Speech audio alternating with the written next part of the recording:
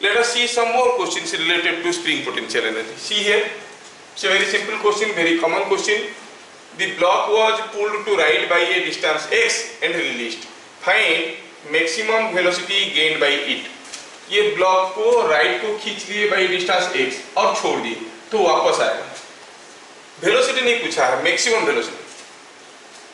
देखो ब्लॉक का velocity maximum तब होगा जब उसके पास काइनेटिक एनर्जी मैक्सिमम होगा। अच्छा, जब हम इसको x इधर को खींच लिए तो खींचने के कारण एलोंगेशन हुआ, स्प्रिंग में कुछ एनर्जी था। जब वो वापस आएगा that spring energy gradually converting into kinetic energy. जब सारा का सारा spring potential energy kinetic energy में कन्वर्ट हो जाएगा तभी काइनेटिक एनर्जी मैक्सिमम होगा। जब काइनेटिक एनर्जी मैक्सिमम होगा तब वेलोसिटी मैक्सिमम होगा। तो हम क्या कहेंगे, क्या कहेंगे,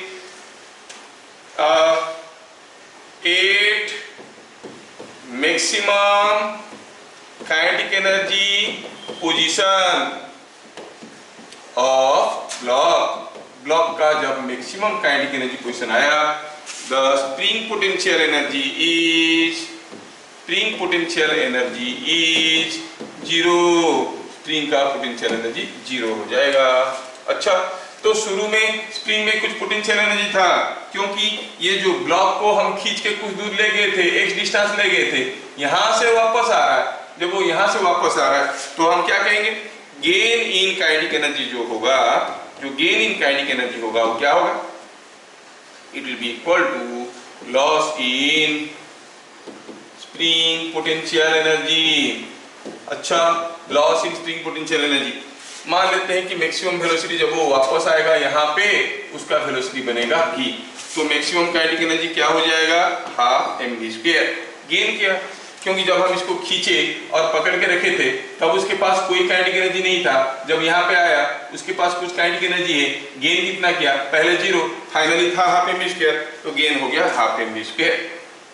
okay, that is equal to the loss in spring potential energy. Spring में कितना एनर्जी था जब इसको x डिस्टेंस खींच लिए थे। When a string of constant k is elongated by an amount x, what is the potential energy with the spring? You know, it is half kx²। so it is half kx²।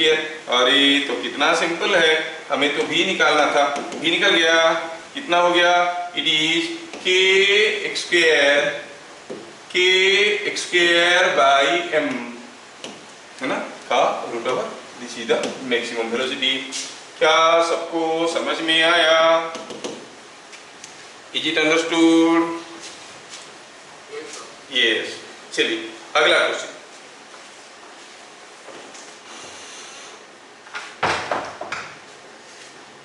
थोड़ा ये question को देखिए तो एक similar question है, it's not a very big question. Previous question की fundamental पे इसको डेवलप करना है। The springs were initially at their natural length. ये दोनों सारे जो स्प्रिंग है अपना अपना नेचुरल लेंथ में थे। ऐसे लिखने का मतलब क्या हुआ, मतलब हुआ उनमें कोई एनर्जी नहीं था, क्योंकि नेचुरल लेंथ में तो कोई एनर्जी होता नहीं है। आइदर यू एलोंगेट और you compress, you find some energy. अब इसमें कोई एनर्जी नहीं था। The block was pulled to right by a distance x। ब्लॉक को हम खींचे किधर को, राइट को। अच्छा, अब क्या हो गया ये स्प्रिंग दब गया, ये एलोंगेट हो गया, ये एलोंगेट हो गया, मतलब अभी सारे स्प्रिंग में कुछ कुछ एनर्जी आ गए हैं। सारे स्प्रिंग में कुछ कुछ एनर्जी आ गए हैं। जब उसको वहां से छोड़ेंगे वो फिर से वापस आएगा। जब सारा स्प्रिंग का एनर्जी खत्म हो जाएगा तब तक ब्लॉक के पास जो काइनेटिक एनर्जी होगा वो मैक्सिमम काइनेटिक एनर्जी होगा। तो पूछा है find maximum speed gain by the mass m। अब हम प्रीवियस क्वेश्चन की लाइट में लिख सकते हैं सीधे सीधे, gain in kinetic energy is equal to loss in spring potential energy. अच्छा, स्प्रिंग में क्या पोटेंशियल एनर्जी था, गेन इन काइनेटिक एनर्जी कितना होगा। सपोज जब उसका वेलोसिटी मैक्सिमम है तब उसका स्पीड भी है। तो gain loss in spring potential energy, what was the spring potential energy जब इसको x इधर लिए, when you are moving it by x, ये एलोंगेट हो गया है x, ये एलोंगेट हो गया है x, ये कंप्रेस हो गया है x। दो स्प्रिंग एलोंगेट हो गए हैं, एक स्प्रिंग कंप्रेस हो गया है।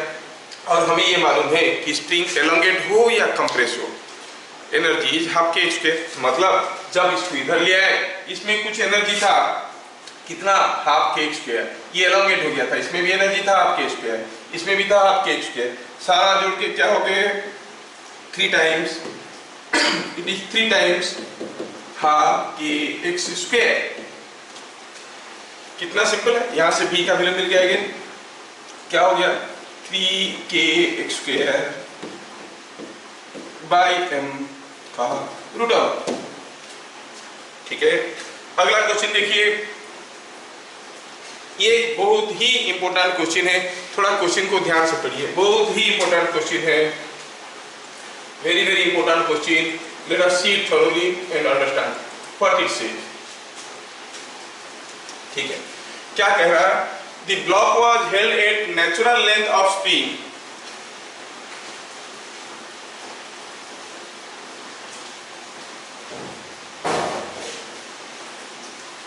the block was held at natural length of the spring. Find maximum elongation in spring if the block is slowly released and the block is suddenly released. थोड़ा सोचो question को।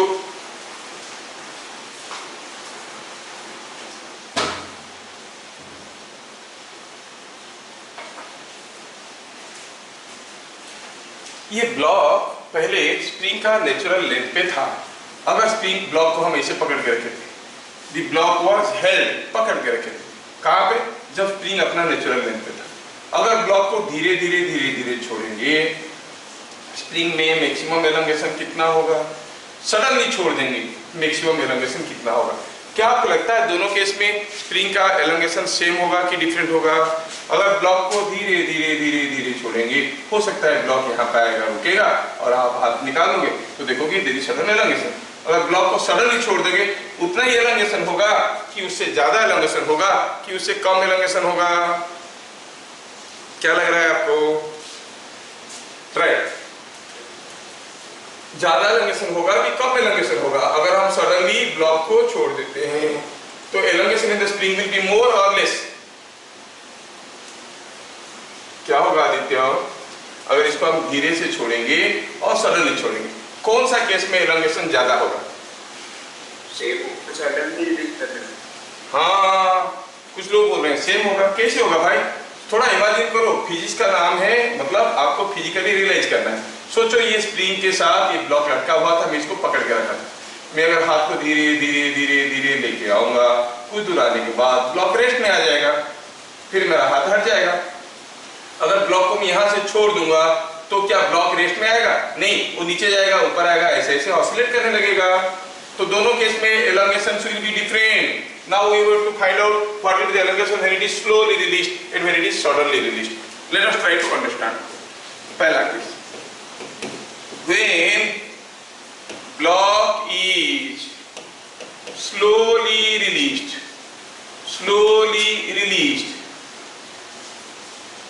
it comes to rest. Obviously धीरे धीरे पकड़ के छोड़ेंगे तो कुछ यहाँ तक आएगा, आने के बाद रुक जाएगा, और स्प्रिंग कुछ एलोंगेट हो गया और यहाँ तक आके रुक गया। आप कहोगे जब ब्लॉक को हम धीरे धीरे रिलीज करेंगे, spring will be elongated and the block comes to rest. Block को हम यहाँ तक खींचे और रेस्ट में ले आए। अब ये रेस्ट में है, सोचो तो ये ब्लॉक रेस्ट में है, क्यों भाई? क्योंकि mg is the force pulling it and there must be a spring force, equal spring force। तो आप क्या कहोगे? अगर ये एलोंगेशन हुआ है x, तो आप क्या कहोगे? Spring force kx। तो आप क्या कहोगे? At equilibrium of block kx is equal to mg, और x कितना हो जाएगा? mg by k। क्या हो गया? Elongation in the spring, it is the elongation in spring. Elongation in the spring हो गया mg by k। ठीक है, स्प्रिंग में क्या एलोंगेशन हो गया? mg by k। ठीक, अगर हम ब्लॉक को सडनली छोड़ देंगे, ये बड़ा इंटरेस्टिंग है, ये पार्ट सबको मालूम है। चलिए सेकेंड पार्ट को देखते हैं। when the block is suddenly released, when the block is suddenly released, थोड़ा ध्यान से देखना, सडनली रिलीज्ड, ब्लॉक को अगर सडनली रिलीज कर देते हैं क्या होने वाला है? अब ये था स्प्रिंग, ये था ब्लॉक, ये था उसका नेचुरल लेंथ, नहीं यहां से ब्लॉक को छोड़ दिए तो होगा क्या? ये ब्लॉक स्विंग करके नीचे आएगा और आके रुकेगा क्या? नहीं, वापस जाएगा, नहीं, and it will oscillate, it will not come stop here, it will go up and oscillate like this, ऐसे ऐसे ऑसिलेट करने लगेगा। हाँ, ये समझ गया। पूछा है मैक्सिमम एलोंगेशन कितना होगा? Suppose the elongation is y, let y is maximum elongation. थोड़ा ध्यान से देखना, बड़ा इंटरेस्टिंग है ये मैक्सिमम एलोंगेशन। अच्छा, जब वो ब्लॉक आके यहाँ पर पहुंचा होगा, क्या आप सोच सकते हो? ब्लॉक ए से आया, यहाँ से वापस जाने वाला है, वापस जाने वाला है, तो एट दिस पोजीशन क्या आप गेस कर सकते हो ब्लॉक का वेलोसिटी क्या होगा? ब्लॉक नीचे आया, फिर यहां से मुड़ के वापस जा रहा है, what is the velocity of this block at this point? Obviously zero, है ना? कोई भी स्ट्रेट लाइन मोशन में कोई पार्टिकल अगर अपना रास्ता रिवर्स करता है, at the instant of reversal उसका वेलोसिटी जीरो होता है। कोई बॉल को आप ऊपर फेंक देते हो तो क्या होता है? ऊपर जाता है, वेलोसिटी जीरो, फिर गिरता है कि नहीं? एग्जैक्टली दैट वे, जब ये ब्लॉक ऐसे नीचे आया, यहां तक आया, यहां पर आके रुका, फिर वापस गया, मतलब यहां पे वेलोसिटी इज जीरो, क्या लिखेंगे? At maximum elongation, what is velocity? Velocity zero, हाँ वेलोसिटी जीरो है, ठीक है। अच्छा, जब वो ब्लॉक पोजीशन ए से पोजीशन बी तक आया, जब वो ब्लॉक पोजीशन ए से पोजीशन बी तक आया, आप क्या देख रहे हो? इसका पोटेंशियल एनर्जी तो लॉस हुआ है, there is a loss in potential energy, undoubtedly there is a loss in potential energy, but there is no gain in kinetic energy, क्योंकि यहाँ पर वेलोसिटी जीरो था और जब वो यहाँ पर आया तब भी वेलोसिटी जीरो हुआ। There is a loss in potential energy but no gain in kinetic energy, फिर गया कहाँ वो एनर्जी? अब थोड़ा माइन्यूटली अगर देखोगे कौन सा पोटेंशियल एनर्जी लॉस हुआ है? Gravitational potential energy. लेकिन जैसे जैसे नीचे आया, स्प्रिंग एलोंगेट हो गया, तो स्प्रिंग में स्प्रिंग पोटेंशियल एनर्जी आ गया, मतलब यहां से यहां तक आने में जो ग्रेविटेशनल पोटेंशियल एनर्जी लॉस हुआ है नीचे आने के कारण, that has been converted into spring potential energy. तो हम क्या कहेंगे? सो A to B motion, so in A to B motion, so in A to B motion, आप क्या कहोगे? The gain in spring potential energy is equal to loss in gravitational potential energy। ये समझ में आना जरूरी है। अगर एलोंगेशन y हुआ है, gain in spring potential energy कितना हुआ? आपके y square, loss in gravitational potential energy कितना हुआ? अरे ये मास m है, ये m मास नीचे गया है y, तो कितना लॉस हो गया पोटेंशियल एनर्जी? mgy। थोड़ा सिंपलीफाई करिए, y cancels out, you find y is equal to 2mg/k। कितना इंटरेस्टिंग है, ये आपको याद रखना है। जब हम इसको स्लोली रिलीज कर रहे थे, एलोंगेशन वाज mg/k, जब इसको सडन रिलीज कर दिए, एलोंगेशन इज 2mg/k। समझ में आया? तो आपको ये चीजों को एक फॉर्मूला के तौर पे याद रखना है।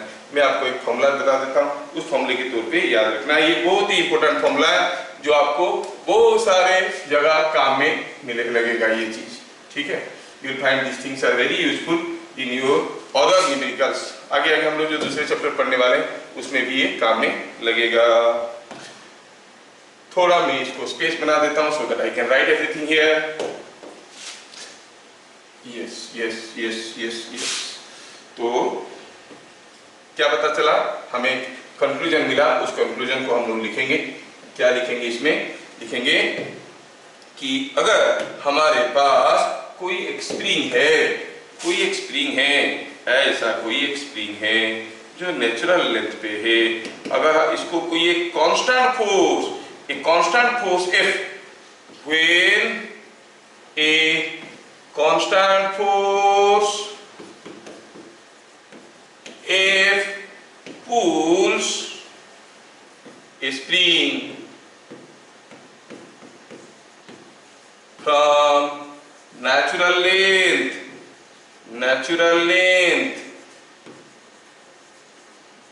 कोई अगर कांस्टेंट फोर्स किसी एक स्प्रिंग को नेचुरल लेंथ से खींचेगा, यहाँ पर mg was a constant force, जैसे छोड़ दिए तुरंत mg खींचने लगा, क्या था एलोंगेशन 2mg कहेंगे, द एलोंगेशन और I will say the maximum elongation will be equal to 2f by k, ये याद रखना, the maximum elongation the when a constant force F pulls a spring from natural length, pulls a spring from natural length,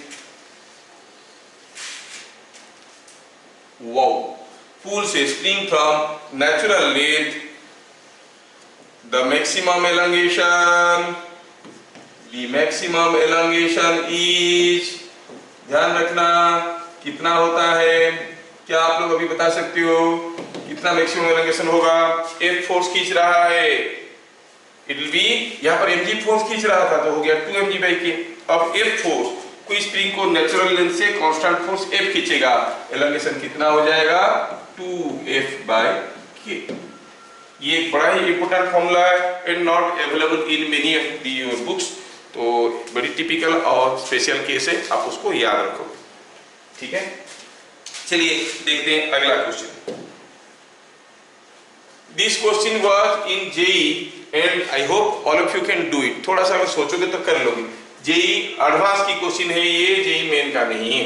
कोई block को दो spring के बीच में, यहाँ पे एक स्प्रिंग लगा है वॉल के साथ, यहाँ पे एक स्प्रिंग लगा है वॉल के साथ, ब्लॉक को हम धक्का दे दिए, कितना मास है, मास भी दिया नहीं, हम तो मास मेंशन कर दिए दया करके, मास भी नहीं दिया है, mass is also not given, this block was thrown with some velocity, कितना वेलोसिटी वो भी मालूम नहीं है, तो क्या होगा, ये ब्लॉक इधर जाएगा तो ये स्प्रिंग को कंप्रेस करेगा, खुद रुकेगा, फिर वापस आएगा, इसको कंप्रेस करेगा, फिर रुकेगा, फिर जाएगा, and it will keep on oscillating, that is what is written, the block is oscillating between two springs, find the ratio of maximum compression in the two springs. इसमें मैक्सिमम कंप्रेशन, इसमें maximum compression का ratio क्या होगा, आप लोगों को पूछा गया है, थोड़ा ट्राई करो फिर मैं बताता हूं इसको। देखो ये ब्लॉक मालूम नहीं है मास कितना है, वेलोसिटी कितना है, चलो हम सब कुछ अज्यूम कर लेते हैं कि मास है m, वेलोसिटी है v। जब ये इधर जाएगा तो आप क्या कहोगे, एट मैक्सिमम कंप्रेशन, हमें मालूम है कि एट मैक्सिमम कंप्रेशन, एक क्वेश्चन तो ऐसे किए थे ना हम लोग, क्या था, the velocity of block is zero, हाँ, तो फिर ब्लॉक का काइनेटिक एनर्जी कहाँ कन्वर्ट हो जाता है, ये कन्वर्ट हो जाता है स्प्रिंग पोटेंशियल एनर्जी में। If x1 and x2 are maximum compressions, if x1 and x2 are maximum compressions in the two springs,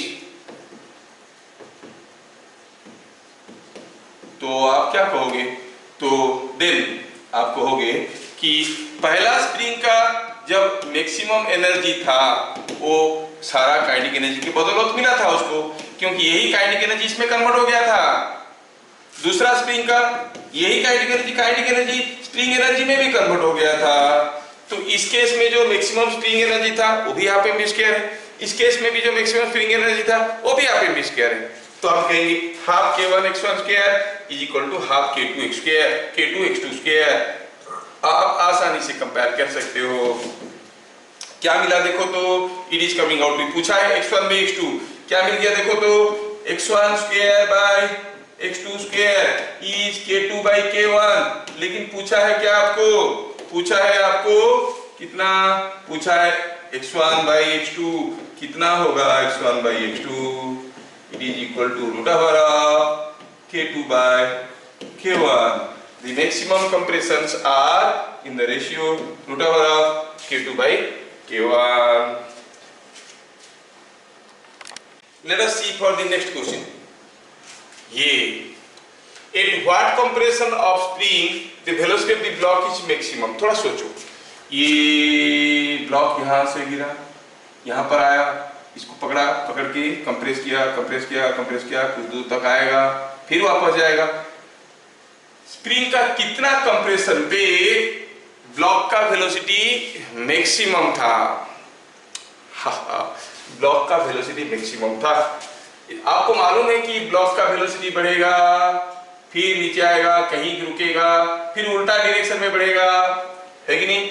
block का वेलोसिटी फिर उल्टा डायरेक्शन में बढ़ेगा। तो वेलोसिटी मैक्सिमम कब था?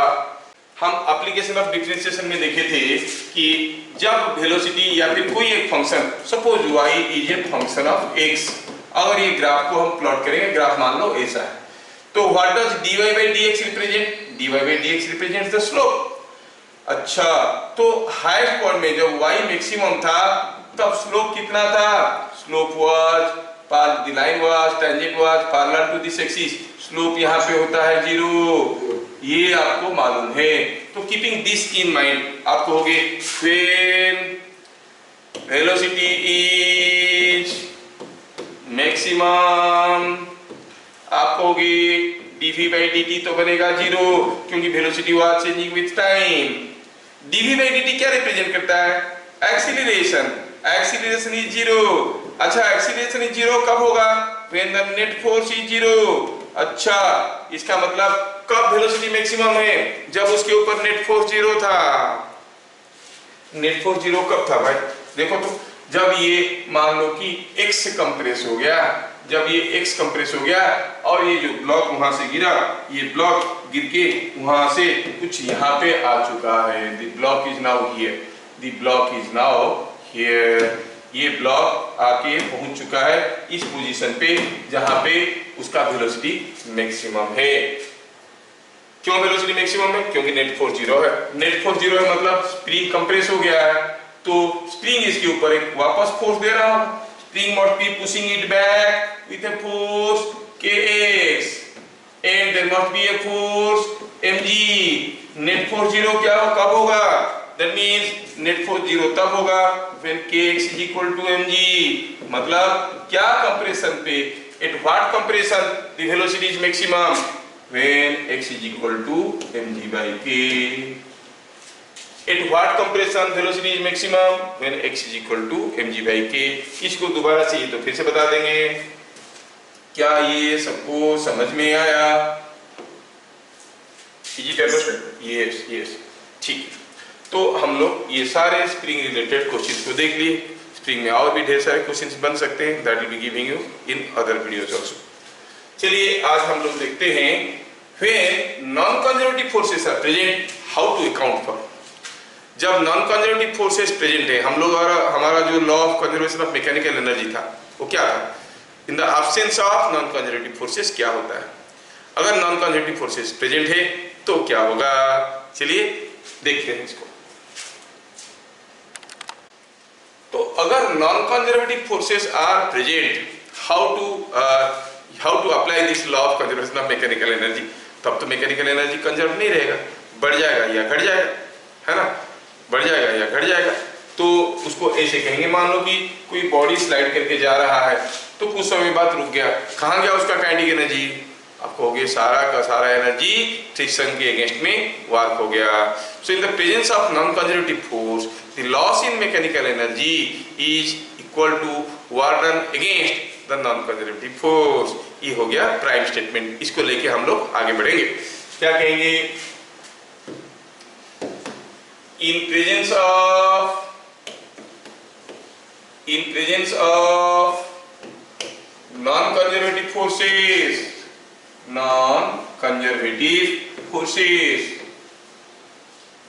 in presence of non-conservative forces,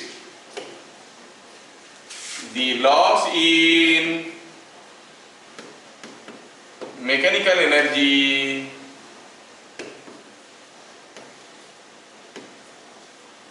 is equal to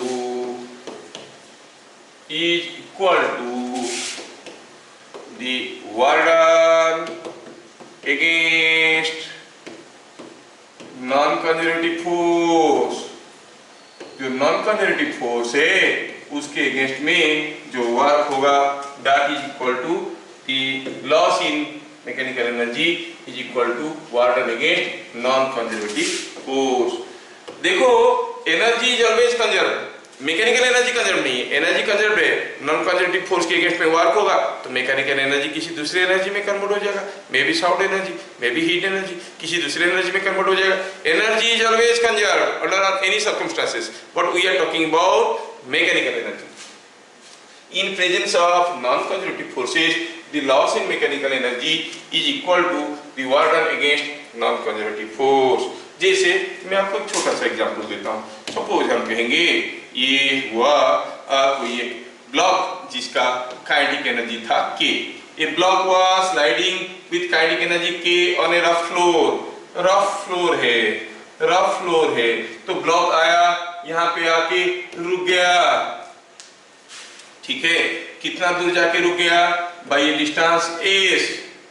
ठीक है, if block slides a distance s, slides a distance s before stopping, then क्या हुआ? सोचो तो, जब ये ब्लॉक कुछ एस डिस्टेंस जाके रुक गया मतलब उसका सारा का सारा काइनेटिक एनर्जी क्या हो गया? What happened to the kinetic energy of the block? कहां गया वो काइनेटिक एनर्जी? पोटेंशियल एनर्जी तो बना नहीं है। Then what happened to that energy? अरे ये रफ था, there was a non conservative force in play, यहां पर एक नॉन कंजर्वेटिव फोर्स था। तो आप कहोगे जब ये ब्लॉक यहां से साइड करके जा रहा था रास्ते में उसके ऊपर एक फ्रिक्शनल फोर्स आ रहा होगा। देन आप कहोगे मैकेनिकल एनर्जी लॉस हो गया क्योंकि शुरू में उसके पास कुछ काइनेटिक एनर्जी था। ठीक है, और ये आके यहाँ पर रुक गया है तो हम कहेंगे कि loss in kinetic energy is equal to work done against frictional force. Loss in kinetic energy is equal to work done against frictional force. हम देखेंगे लॉस इन काइनेटिक एनर्जी कितना हुआ? सारा हो गया। सारा जो काइनेटिक एनर्जी था शुरू में वो खत्म हो गया, मतलब कितना लॉस हुआ है कि what is the work done against friction? अगर फ्रिक्शनल फोर्स F है तो यहां से यहां तक जाने में अगेंस्ट फ्रिक्शनल फोर्स हुआ था S। So K is equal to FF into S, frictional force into S। कोई पूछेगा कोई ब्लॉक को K काइनेटिक एनर्जी में फेंक दिया गया, वो अगर S डिस्टेंस जाके रुक गया तो बताओ फ्रिक्शनल फोर्स कितना है? So simple, frictional force is K by S। समझ में आया? अब ये मत सोचना कि मास नहीं दिया है, म्यू नहीं दिया है, कैसे निकालेंगे? अरे कैसे निकालेंगे? इससे पता चल गया कि frictional force is equal to K by S। क्या सबको समझ में आ रहा है? Yes sir. ये अगर ये समझ में आया, मैं आपको और एक इम्पोर्टेंट चीज बताना चाहूंगा जो मैं आपको पहले भी बता चुका हूं। वो ये है कि हम देख चुके हैं कि जब कोई ब्लॉक किसी एक इंक्लाइंड प्लेन में स्लाइड करता है, when a block slides down, mass m है, कोएफिशिएंट ऑफ फ्रिक्शन म्यू है, अगर ये एंगल थीटा है और ये ब्लॉक स्लाइड करके यहाँ पे आएगा। ये हम लोग कर चुके हैं। When the block slides from here to here, मालूम नहीं ये डिस्टेंस कितना है, call it S, और ये डिस्टेंस कितना है, call it L। तो शायद आपको याद होगा here frictional force is equal to mu mg। Frictional force कितना होगा? mu mg cos थीटा, है कि नहीं? जब ये ब्लॉक स्लाइड करके नीचे आएगा रास्ते में उसके ऊपर फ्रिक्शनल फोर्स क्या आएगा? mu mg cos थीटा, क्योंकि r होता है mg cos theta. So frictional force is mu mg cos theta. पहले हम लोग कर चुके हैं तो इसलिए मैं इसको जल्दी से खाली फॉर्मूला निकाल देता हूं। और जब वो यहां से when block slides from top to bottom,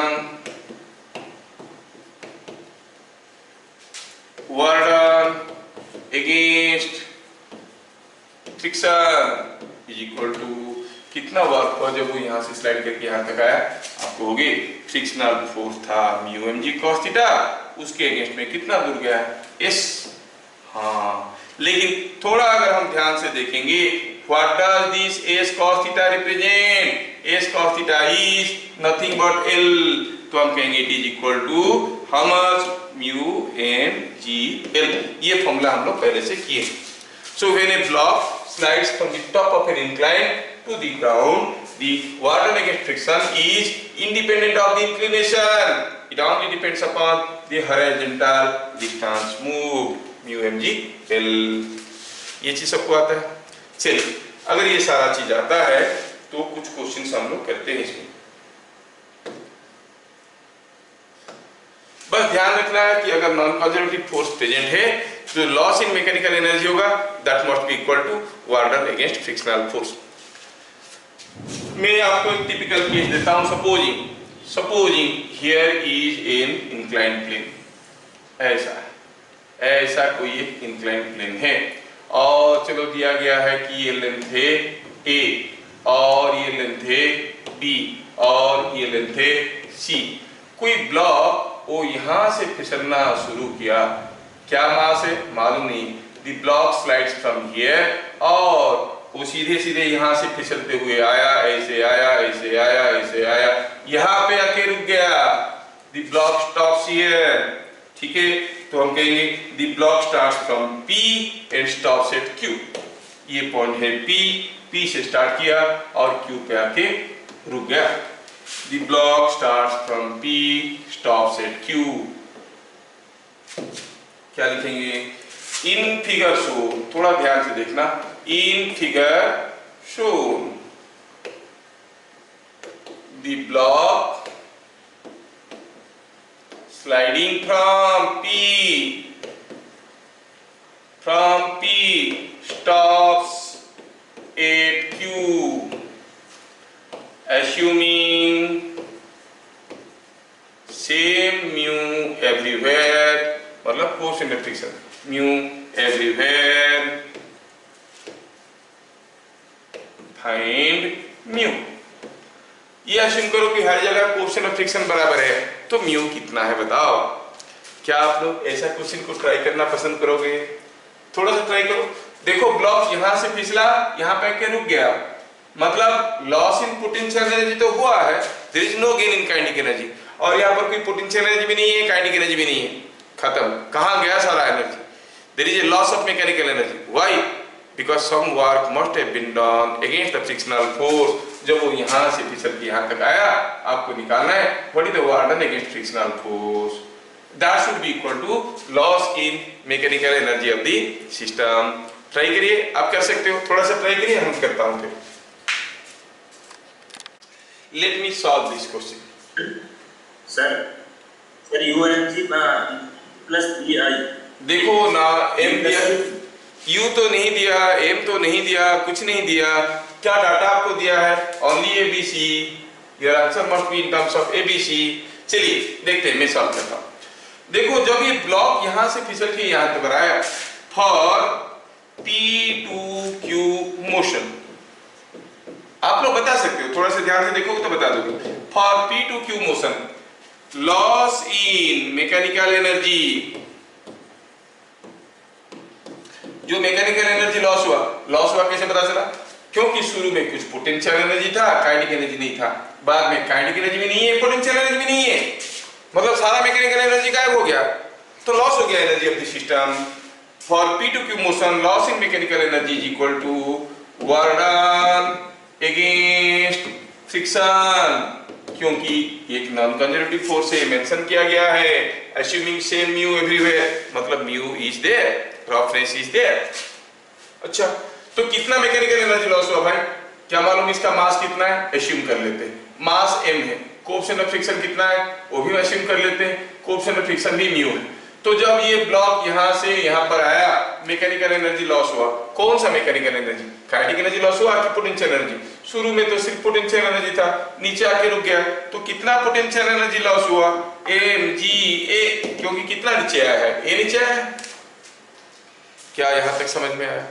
अब जब वो यहाँ से यहाँ तक आया, फिर यहाँ से यहाँ तक गया, इस रास्ते में आके इसे गया, रास्ता भर में work was done against frictional force. यहाँ से यहाँ तक आने में work done against frictional force क्या था? अरे अरे अभी तो थोड़ी देर पहले देखे, यहाँ से यहाँ तक आने में work done against frictional force होता है म्यू mgl। तो यहाँ से यहाँ तक आने में work done against frictional force क्या हो जाएगा? Mu mgb। समझ में आया क्या? और जब यहां से यहां तक गया, रास्ते में फ्रिक्शनल फोर्स क्या था उसके ऊपर? Obviously it must be mu mg, it must be mu mg on the वे। ये म्यू mg होगा। और ये कितना दूर गया है? यहां से यहां तक, मतलब c। तो कितना वर्क हुआ होगा अगेंस्ट फ्रिक्शन वर्क डन हुआ होगा म्यू mg इनटू c। क्या ये स्टेटमेंट सबको समझ में आया? यस। अब दोनों तरफ का mg दोनों तरफ है, फेंको उसको, गया ये काम से। mg दोनों तरफ है, इधर भी गया, इधर भी गया, इधर भी गया। क्या मिल गया? a is equal to mu b plus c, और mu is equal to a by b plus c। So the coefficient of friction on the way must be equal to a by b plus c। समझ में आया? चलिए अगला question देखते हैं। अगला question देखते हैं, क्या है question? Here is a wooden log. कोई लॉग यहाँ पे है, ठीक है, एक लकड़ी का लॉग रखा हुआ है, यहाँ पर बड़ा सा लॉग है। कोई बुलेट को फायर किया गया, बुलेट को फायर किया गया कुछ वेलोसिटी v में फायर किया गया। जब तक वो कुछ एक डिस्टेंस घुसा था तब उसके पास वेलोसिटी v/2 हो गया था, क्योंकि स्लो हो जाएगा। पूछा है बताओ कितना मैक्सिमम डिस्टेंस घुसेगा, what maximum distance it will penetrate. यहाँ पर आके रुकेगा, यहाँ पर आके रुका तो उसके पास वेलोसिटी 0 हो गया था, ठीक है। तो क्या दिया क्वेश्चन? इन फिगर शोन, हाँ ये बुलेट को थोड़ा और नजदीक रख देते हैं। The bullet was fired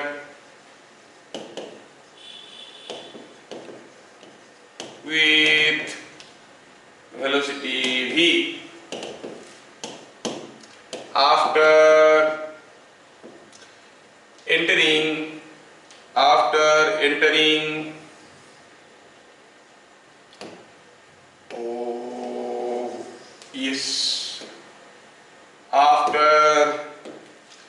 entering a distance x into the log, its velocity becomes v/2. Find to what maximum distance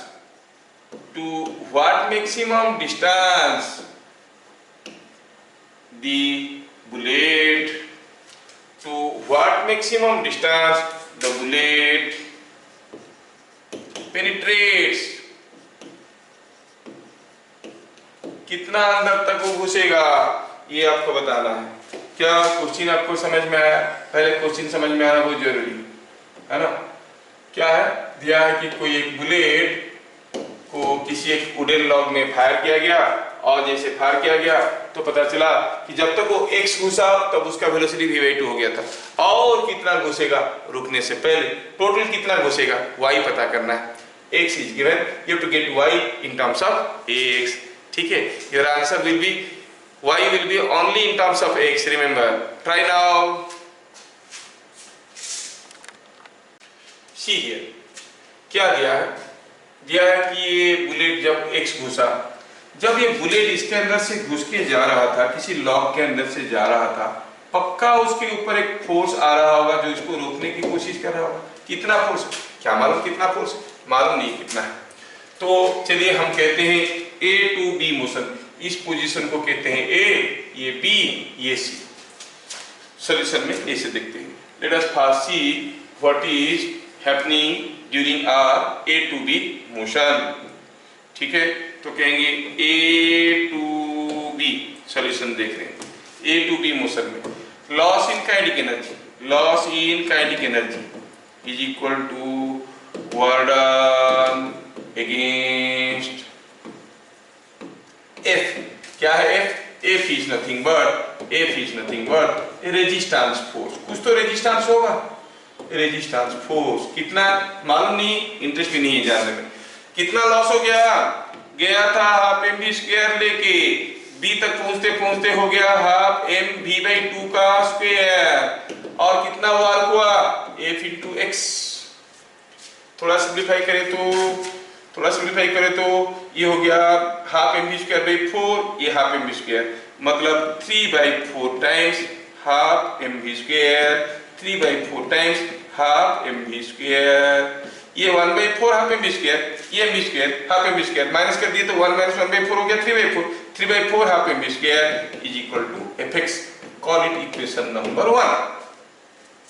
कहां से कहां तक जाने में, ए से बी तक जाने में ये हाल था। ठीक है, सिमिलरली अगर हम बी टू सी तक जाएंगे तो क्या होगा, if you go for B to C, for A to C ले लेते हैं। ए टू सी मोशन में क्या हुआ, यहां से गया यहां रुक गया, सारा का सारा काइनेटिक एनर्जी खर्चा हो गया। आप कहोगे loss in kinetic energy is equal to work done against F. अच्छा, कितना लॉस हुआ, सारा काइनेटिक एनर्जी लॉस हो गया भैया। पहले तो कुछ था, सी पे जाके रुक गया है, सारा का सारा काइनेटिक एनर्जी खर्चा हो गया। कितना वर्क हुआ, एफ की अगेंस्ट में कितना दूर गया है, एज पर figure it is y, so y distance गया है F into y. Call it equation number 2। पहले इक्वेशन नंबर 1 क्या था, देखिए तो इक्वेशन नंबर 1 था 3/4 half m v square is equal to Fx, यही तो था 3/4 half m v square is equal to Fx। Yes, हाँ, डिवाइड कर दो, जस्ट डिवाइड द 2 इक्वेशंस, क्या मिलेगा, डिवाइड कर देंगे तो ये हो जाएगा 4/3, इधर क्या मिलेगा, सब कुछ कैंसिल, y/x, मतलब y इज 4x/3। अगर x डिस्टेंस जाते जाते उसका वेलोसिटी आधा हो जाता है, what is the total distance of penetration, you see it is 4x/3। क्या सबको समझ में आया? यस। अच्छा, मैं अभी आपको एक बहुत ही इंटरेस्टिंग और इंपॉर्टेंट क्वेश्चन देने वाला हूं जो जेई में भी आया था। सिंपल सा क्वेश्चन है, खाली जेई में आया था सुनने से हम लोग डर जाते हैं, कुछ नहीं। देखो क्या हुआ, क्या है कि यहाँ पर एक डिस्क रखा हुआ था, this is what is a disc, ये एक डिस्क था। अब क्या हुआ, फिक्स्ड था ये डिस्क, ये फिक्स्ड डिस्क है, ये एक डिस्क है। अच्छा, ये मूव नहीं कर सकता। जब मैं कोई एक बुलेट को इसके अंदर फायर किया, when I fire A bullet into it with A speed u, it comes out, घुस के निकल गया दूसरी तरफ। क्या स्पीड में निकल के आया, suppose this comes out with A speed,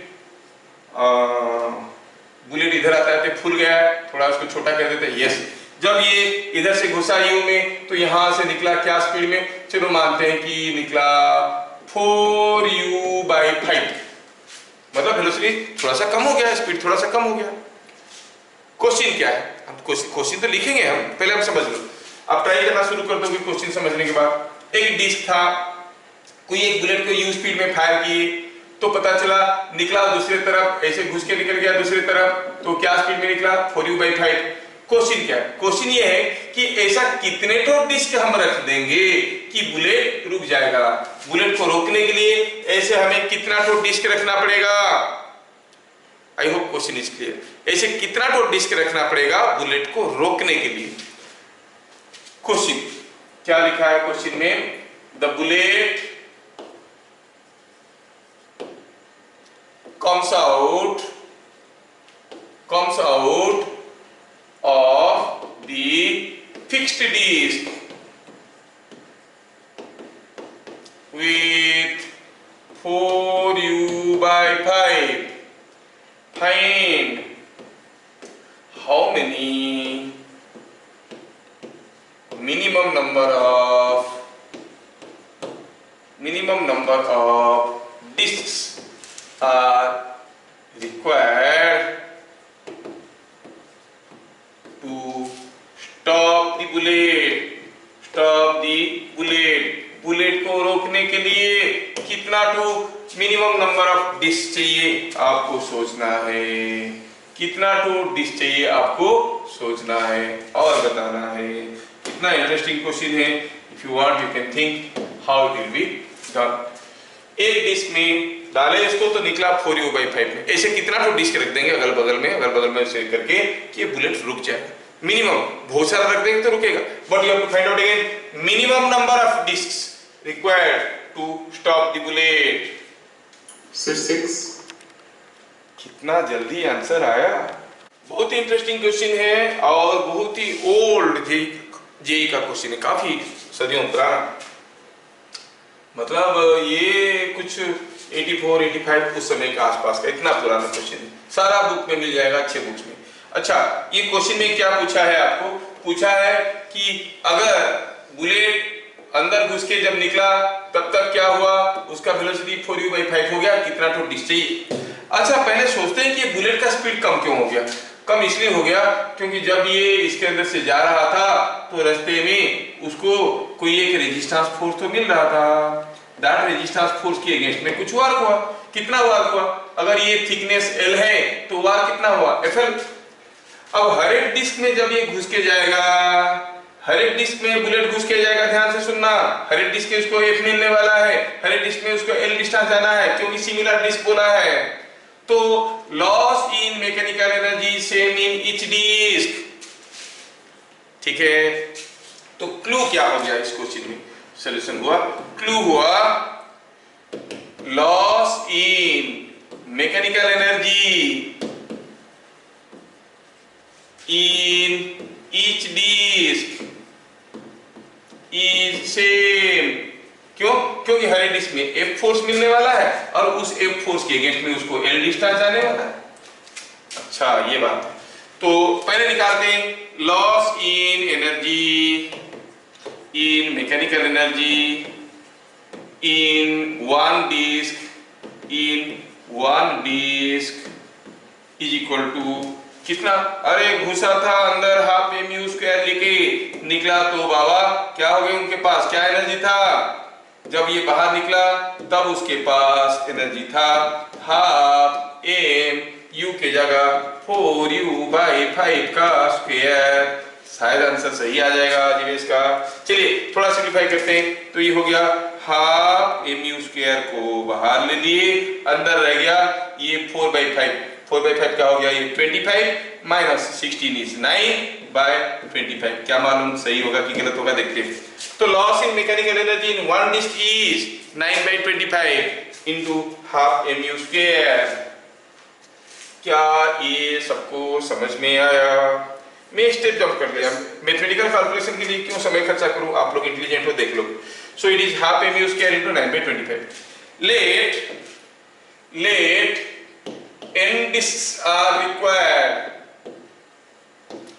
n discs are required to stop it। तो हम क्या कहेंगे? Total loss in kinetic energy, क्योंकि सारा मैकेनिकल एनर्जी खर्चा हो जाएगा, will be equal to n times the energy loss in one disc. Energy loss in one disc. एक डिस्क में कितना लॉस होता है? अगर n तो डिस्क रख के उसको रोक दिए तो n डिस्क में कितना लॉस होगा? n to disc. Total loss in kinetic energy, अरे फेंके थे आप mu स्क्वायर से, रुक गया तो सारा लॉस हो गया। और ये कितना है? ये parameter n। Loss in energy in one disc, एक डिस्क में कितना एनर्जी लॉस होता है? Half mu square into 9/25। Oh it is half mu square into 9/25। थोड़ा मारपीट करने से मिलेगा आपको n का वैल्यू 25/9। तो क्या मिलेगा? ये 2 पॉइंट समथिंग। तो 2 पॉइंट समथिंग डिस्क तो नहीं रख सकते, अपनों कितना ठो डिस्क रखना पड़ेगा, 3 डिस्क, 3 ठो डिस्क रखोगे ये रुक जाएगा।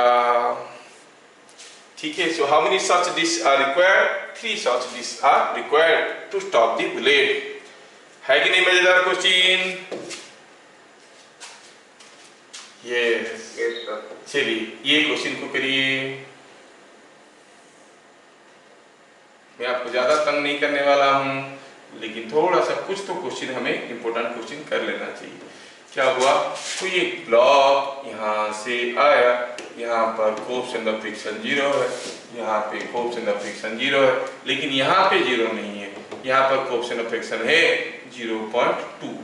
कोई ब्लॉक यहाँ से कुछ 10 मीटर हाइट से, the block was allowed to slide from a height of 10 meters।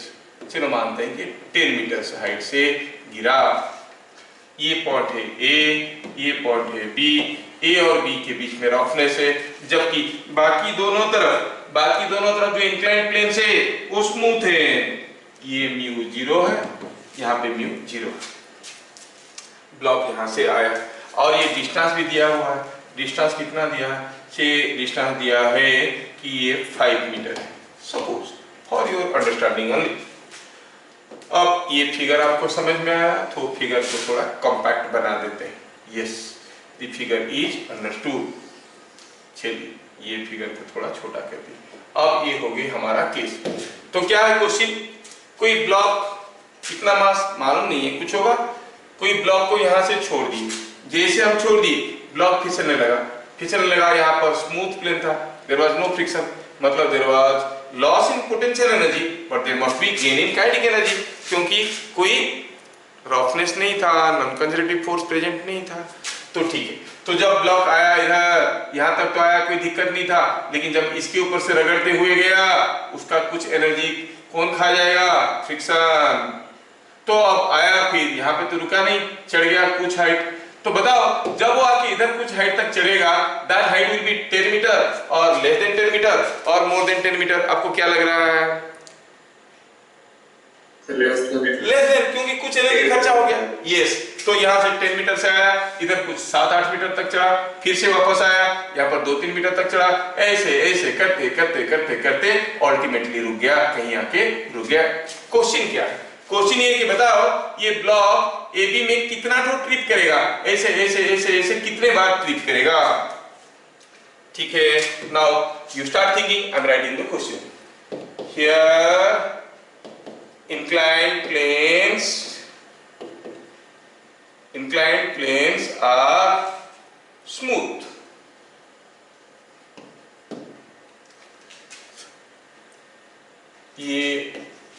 A block was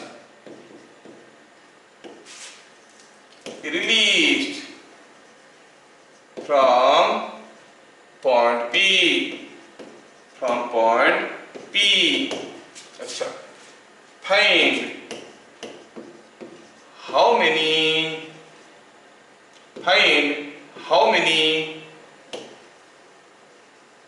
trips it makes across the rough plane AB में कितना तो ट्रिप करेगा रे भैया, आपको बताना है। ये चीजें आपको बताना है, थोड़ा सोचो तो आप कर लोगे, या एकदम डिफिकल्ट तो है नहीं।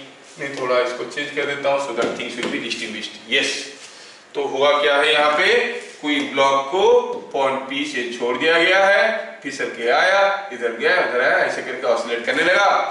फिर बाद में पक्का पूछा है कि बताओ कितने बार इधर उधर हुआ होगा।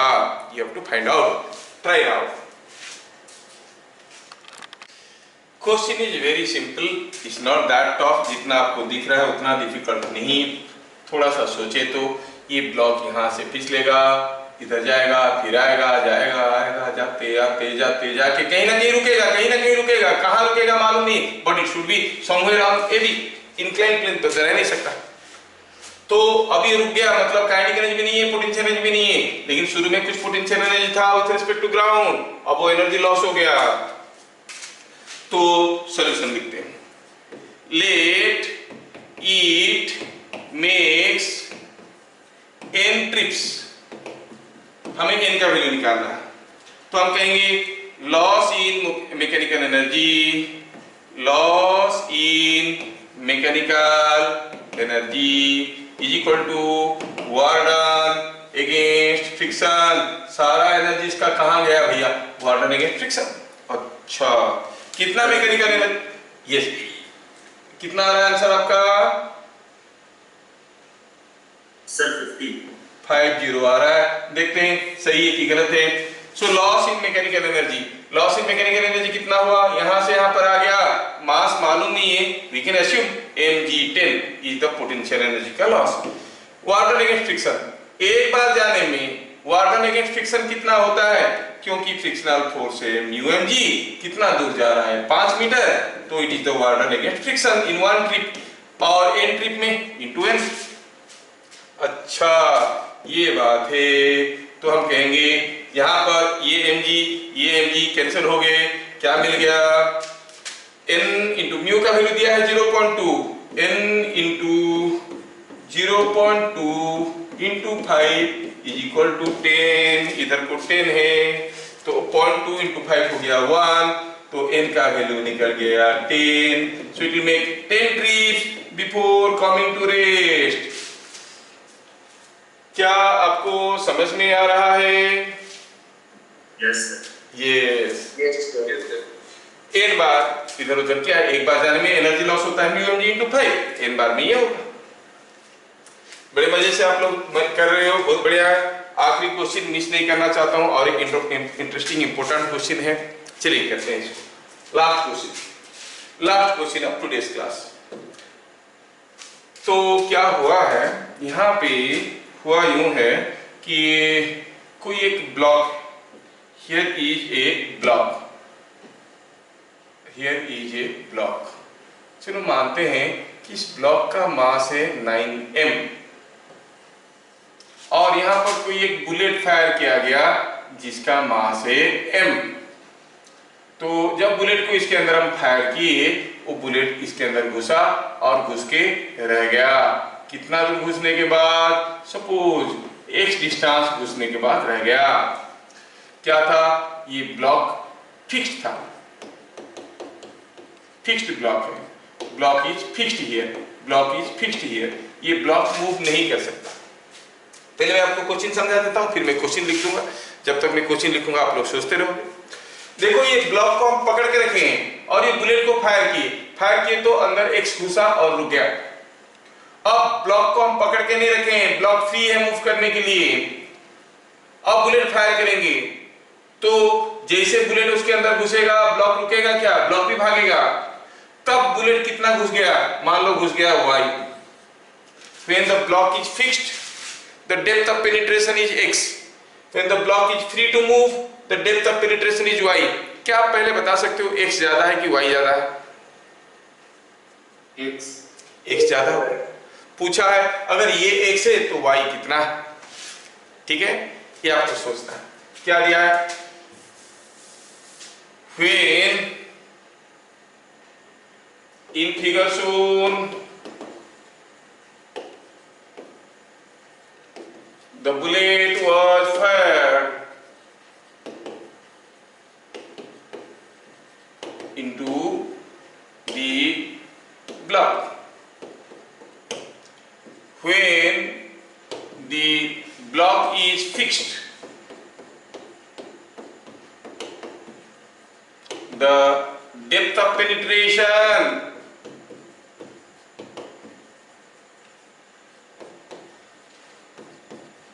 is x. Depth of penetration is x. Find depth of penetration when block is free to move. Block is free to move on smooth floor. Smooth floor. ये आपको समझ में क्वेश्चन अभी आ गया। जब ब्लॉक को पकड़ के रखे ये हाथ था। तो मैं थोड़ा फिगर को बढ़िया से बना देता हूँ। ब्लॉक का मास 9m दिया हुआ है, यू सी। मैं इसको रिपीट करता हूँ, हियर इज द ब्लॉक। थोड़ा सुंदर सा ब्लॉक बनाए। ये ब्लॉक का मास है कितना? The mass of the block is mass of the block is 9m। ये 9m का ब्लॉक है और इसको ऐसे रखा गया है। यहाँ पर हम एक बुलेट को फायर किए। अब ये बुलेट को जैसे इसके अंदर फायर किए, बुलेट का मास कितना है? Mass of the bullet is given to you. Mass of the bullet is not हाँ m है और इसको फायर किया गया है तो घुसा अंदर। When the block is fixed, the depth of penetration is x. The depth of penetration is x. When the block is free to move, what is the depth of penetration? Depth of penetration is x. Find depth of penetration when the block is free to move on the smooth floor. Block is free to move on the smooth floor. आज के आखिरी question है, तो आप लोग patiently पक्का try करोगे इसको। चलिए शुरू करते हैं। मैं ये करता हूँ so that your time can be saved. थोड़ा सा डिफिकल्ट क्वेश्चन है लेकिन बहुत ज्यादा डिफिकल्ट नहीं है। आप लोगों के लिए क्या है, थोड़ा सोचने लगोगे तो कुछ नहीं है इसमें, कुछ नहीं है। कॉन्सेप्ट तो वही है, loss in mechanical energy must be equal to work done against non conservative force, यही तो है। चलिए मालूम नहीं है यहाँ पर नॉन कंजर्वेटिव फोर्स कितना है, तो अब हम लोग इतना स्मार्ट हो चुके हैं कि सीधे सीधे लिख सकेंगे। When Sir, y equal to 0.9x.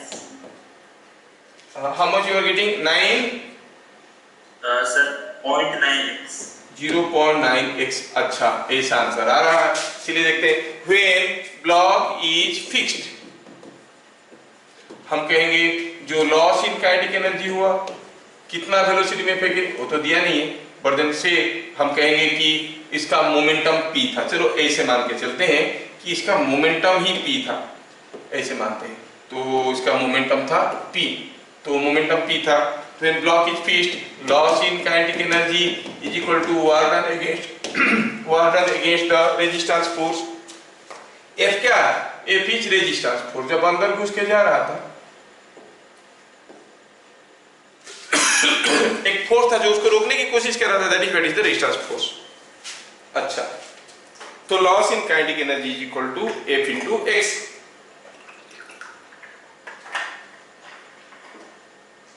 Fine. अब हम कहेंगे लॉस इन काइनेटिक एनर्जी कितना हुआ? p स्क्वायर बाई 2m, क्योंकि उसका मोमेंटम था p, तो लॉस इन काइनेटिक एनर्जी हुआ p square by 2m, that is equal to fx। ठीक है, अब ये पूरा चीज को मैं यहां लिखता हूं, p square by 2m is equal to fx। Call it equation number 1। When block is free to move, चलो सोचते हैं, ब्लॉक यहाँ पे था, बुलेट यहाँ पे था। अब ब्लॉक फ्री था मूव करने के लिए, ब्लॉक बुलेट इसके अंदर घुस गया, घुसने के बाद ब्लॉक तो चलते बनेगा। बुलेट अंदर घुसा है कुछ दूर तक, कितना y, वही पता करना है, but the arrangement must be moving. No external force